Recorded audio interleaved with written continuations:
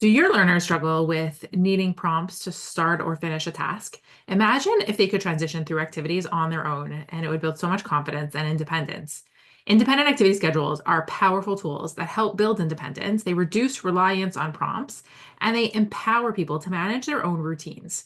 Whether you're new to the concept or looking to fine tune how you use them, this episode has something for you. We're replaying one of our most popular past episodes on independent activity schedules, but don't go anywhere once it wraps up.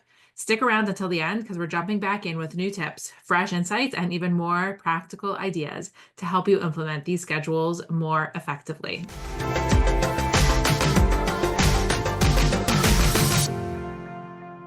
So in addition to using this in almost all of the classrooms that I work with, because of the huge benefit that it gives to the students and independence, it allows the teacher to work with some kids while others are busy. I also use it in my home. So without the, strict sticking and adherence to the pictures, when my children were young and they would come home from school, they had to complete their schedule before they got access to their preferred activity, which was usually, watching a hockey game or some sort of, media that they didn't have access to otherwise, but they had to complete their schedules. We would write down all the things that they needed to do on their own when they came home from school. It had things like do their homework, prepare their lunch for the next day, shower, sometimes get ready for bed. And then when all of those things were done, they were able to do their preferred activity. And that's really the premise of the independent activity schedule. It's doing tasks independently that may not be highly preferred, that are mastered, that they're physically able to do,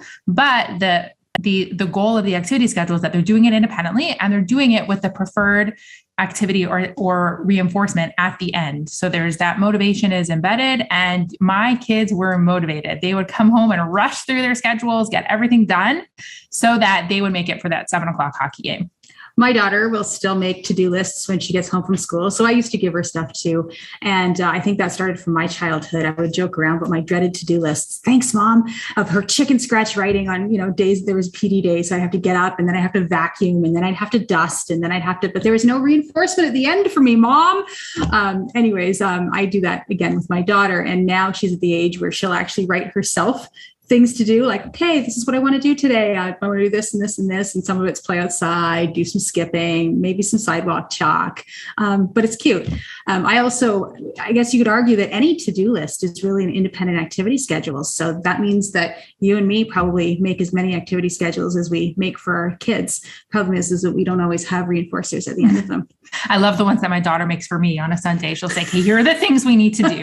Go to the store, buy me this. And there's not really much reinforcement for me at the end, but except for no money in your wallet at the end of the day. Right. So I guess the question is what essentially does an independent schedule look like? It could look like a whole bunch of different things. So, when I typically look at an independent activity schedule, in my mind, I automatically go to, a checklist. So, number one is this with a little box beside it. It was check. Number two is this with a box beside it. Number three is this, et cetera. And it typically has, 3 to 4 activities. Sometimes it has 10, but that's really overwhelming. Usually, stick to 2 or 3.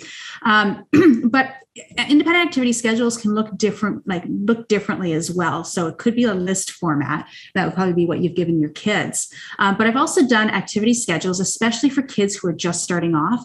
I've done activity schedules in book format. And what does that mean? It means, you get a little binder, like literally a binder, and I've laminated pages that I put in the binder. And each page has one picture on it. Typically, I would Velcro the picture in so I can change the pictures up often.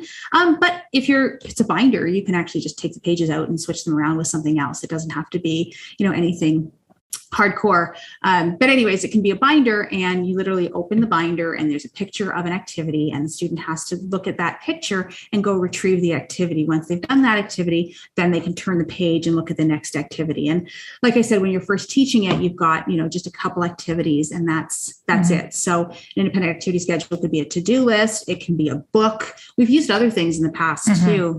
I actually find that sometimes when at least, a lot of the people I work with, when they think of an activity schedule or an IAS. They think of like, bins and buckets, and the child is like doing an IAS activity. So we actually broke it down recently, and we said there's really 3 main phases of teaching an independent activity schedule.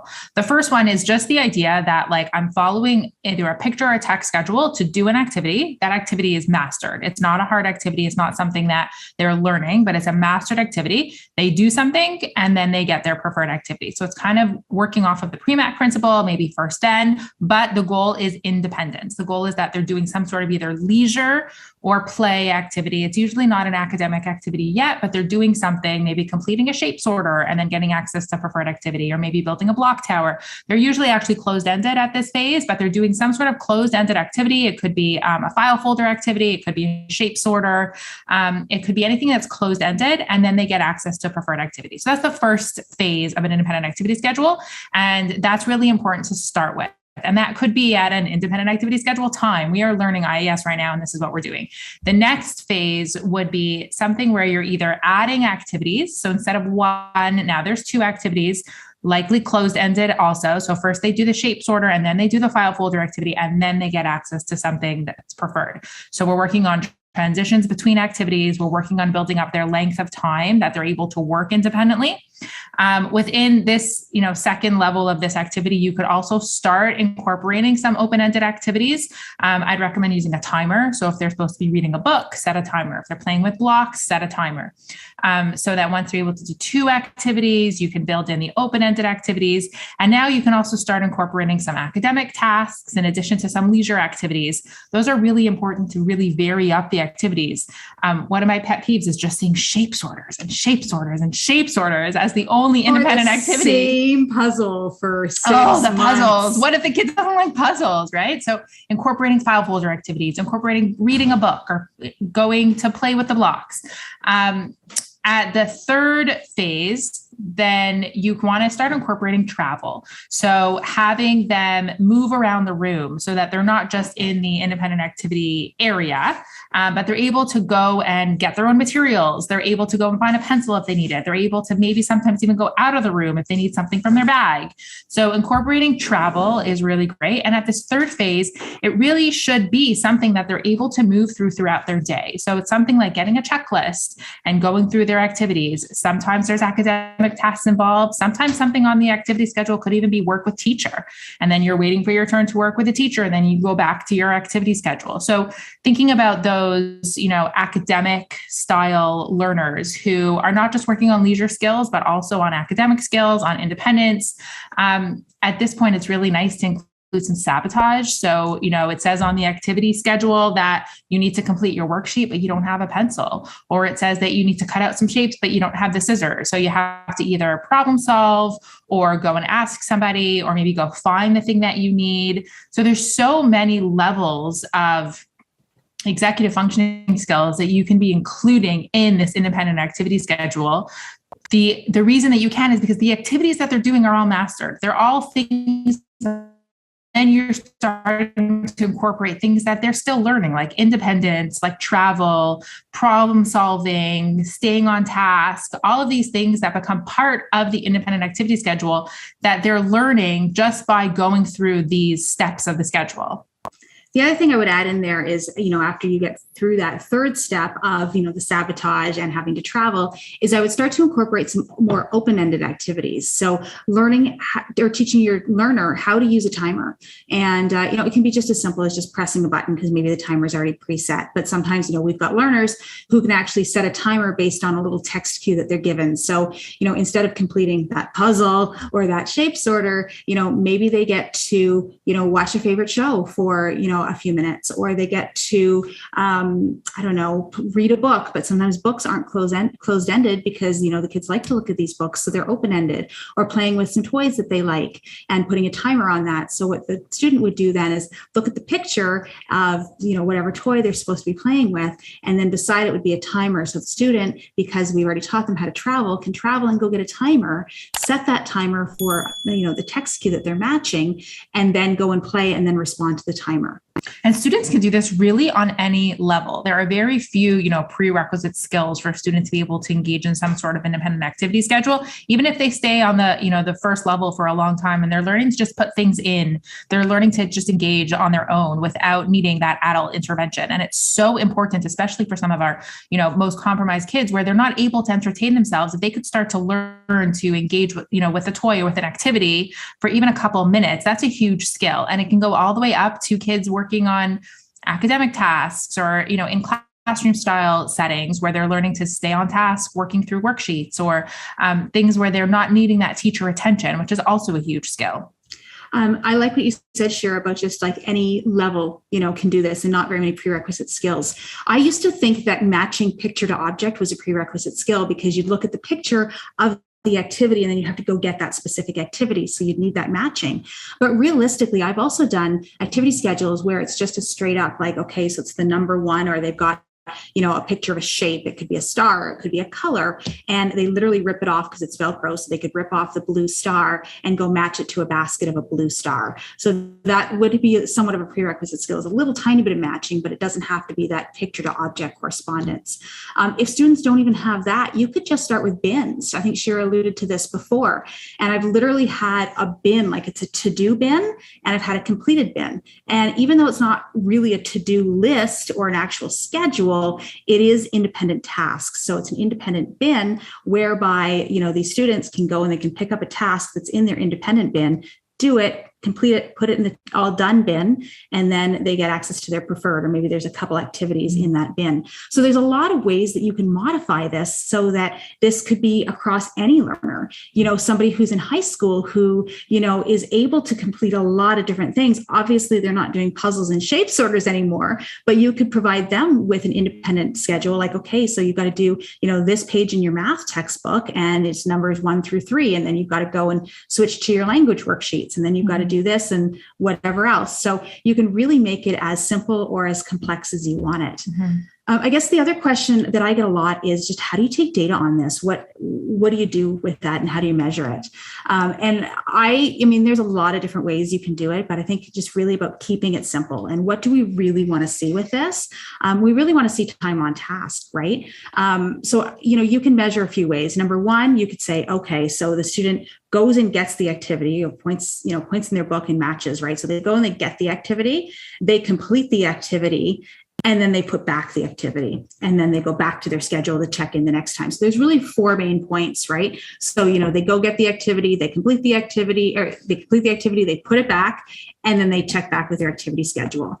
So you can do that. Sometimes I don't take data on that because, the student needs a lot of prompts. So instead I just take a clicker and I just count the number of prompts needed. And that counting the number of prompts, obviously you want to see that decrease over time. And that's a really simple way to take data on activity schedules. Well, let's take a step back and talk about how to prompt, because that is my second pet peeve on independent activity schedules is when people are teaching those independent activity schedules and forgetting the word independent. And there's tons of verbal prompting. And, remember, you need to do this one. And don't forget to write your name, and calling the student's name over and over and over again and redirecting them back to the activity they're supposed to do, sitting beside them, helping them through it, talking them through it. So with an independent activity schedule, you want to be as silent as possible. So if you're teaching it to a learner, you want to fade yourself out of that sequence of learning. So that means that you're going to present them with an activity that they can do, whether or not they choose to do it. Well, hopefully they're motivated. You're best to prompt non-verbally. So if they do need your support in prompting them either to the visual schedule or to the activity that they're working on, do it from behind as non-invasive as possible, pointing, gesturing, no verbal prompting. So when you're talking about counting number of prompts, it would hopefully just be a point, a redirection, pointing to the schedule, pointing to the activity, something like that. And that would be a good way to track how much prompting they're needing to get through the activity. We often will use a task analysis data sheet for something like this, where we could put the sequence of activities on a task analysis data sheet and then track, either prompted or unprompted or level of prompting that was required on that task analysis data sheet. And then You can also forward chain or backward chain if they're needing that level of support through the independent activity schedule. I know we talked about forward chaining and backward chaining on another one of our blogs, so you can go check that out. And then we'll just add activities as they're mastering through that. So as soon as they've mastered on the task analysis, with minimal prompting, one activity, we'll add a second activity, we'll add open-ended activities, we'll add travel. All of those steps are as they're mastering through them, you can add those to the dash sheet. It's really, really important not to embed yourself in the teaching interaction. Really think independence here. And, that's the other question we get is like, well, what's the purpose of an independent activity schedule? And as a therapist, I have to say, I used to hate teaching independent activity schedules because I would literally be in the doorway or at the back of the room, and I'd be doing not a lot when the kid was doing everything. And I used to think it was the most boring thing in the entire world. But you know what that meant? It meant I was doing it right. Because really it should be that, your student is on task while you're able to do other things, or the teacher's able to attend to other students, or parents are able to cook dinner or be with another sibling. Yeah. And that's what it's all about, is really think independence, independence, independence. Yeah, it's a huge life skill. If we can get our kids independent in moving through checklists, moving through activities. I mean, think about vocational skills that they're going to need to have in order for job readiness. Think about parents who can't make dinner, can't get, run an errand because their kids are so demanding because they can't entertain themselves. So that's a huge skill, to be able to entertain yourself, to be able to move through activities independently. We do it so often in our day-to-day lives that it's a skill that our kids don't have. And all of those other executive functioning skills that fall into this, sequence when you're teaching the IAS, things like staying on task and attending and independence and problem solving and all of those things that you can incorporate into one little IAS activity is lifelong skills that they're going to use for the future and on. So if you can't tell yet, we really, really love independent activity schedules so much that we're doing a whole nother episode on it. And we wanted to give you some more, new tips and tricks that can really help your IAS implementation go to the next level. But let's talk about enhancements since the last time we recorded that podcast. So I think one big thing is really incorporating choice, and choice is so crucial in everything. And it's not necessarily open-ended choice. It can be, do you want this or do you want this? We want learners to select from just a few activities at the start of the schedule. It can help build that autonomy, help them feel in control. It can help with motivation as well. And I think no matter how independent your goal of that IAS needs to be, even incorporating choice and building any one of our students' visual schedules, whether we're working up to independence or not, is such an important point. Yeah, and you talked about visual schedules. Like, what about a self-check system so that, there's some type of visual checklist or self-monitoring tool so that the learner can check off their completed tasks by themselves, right? If they can do that for themselves, we're also building like self-monitoring, which is so amazing. It's not just the independence with the actual activities and needing somebody to stand there and tell them you're done, but it's them being able to say, oh, I've completed this myself. I can move on to the next thing. I also think about that executive functioning piece, right? If it's the whole planning and getting and doing and completing, cleaning up afterwards, it ties into executive functioning.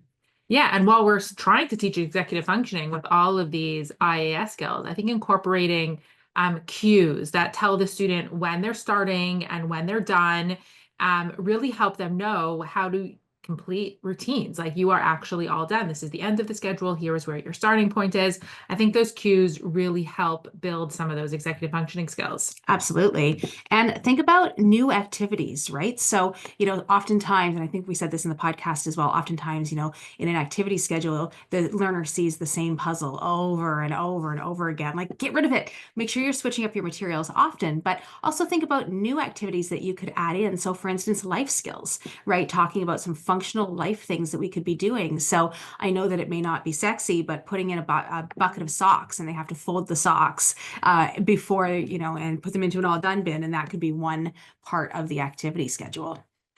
And, we talk a lot about starting with closed-ended activities and building up from more simple tasks to more, complex. And I think that applies with what Shana was saying about bringing in new activities. Like, you can put in things that are more like, do this errand, or go and read a book for a few minutes, or try something new. And these can be things that, even if they're not, fully independent or a little more open-ended, I think the goal is that they're able to use this schedule in a variety of ways.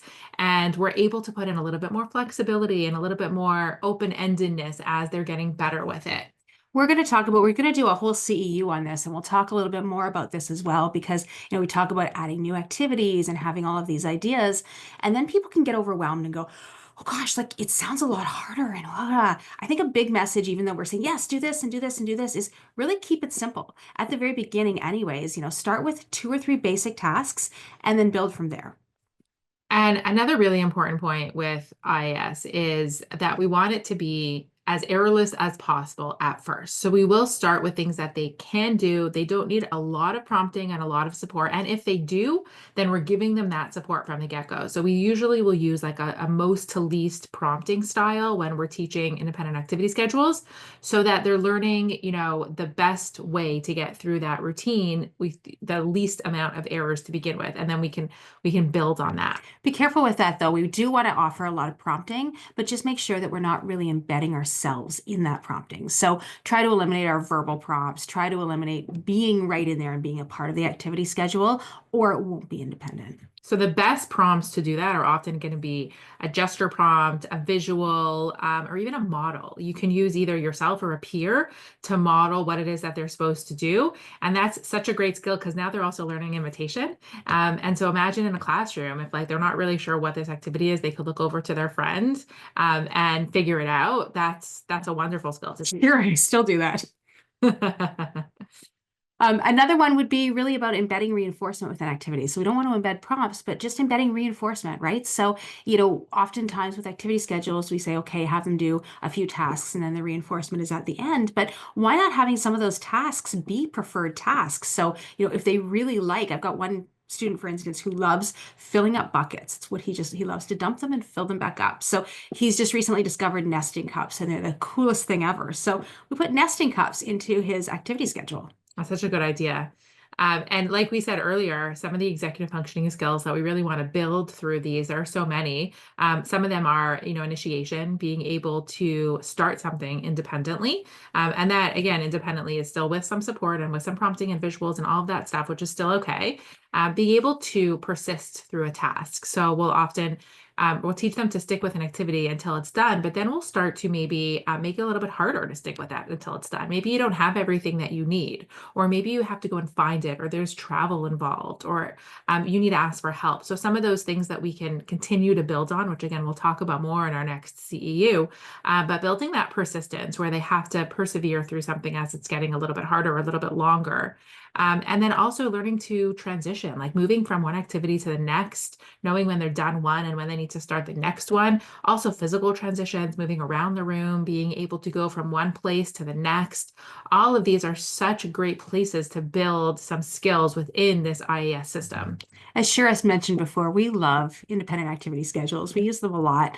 But really, I think a big thing is that the IAS builds confidence. When a learner completes a schedule without help, it really does build their self-esteem and sense of accomplishment. And that's huge. Click the link in and around this video to join our next live CEU event. It's Independent Activity Schedules, Building Meaningful Play and Leisure Skills. We also encourage you to subscribe to the channel so you don't miss any future videos, and leave a like and comment below if you have further questions.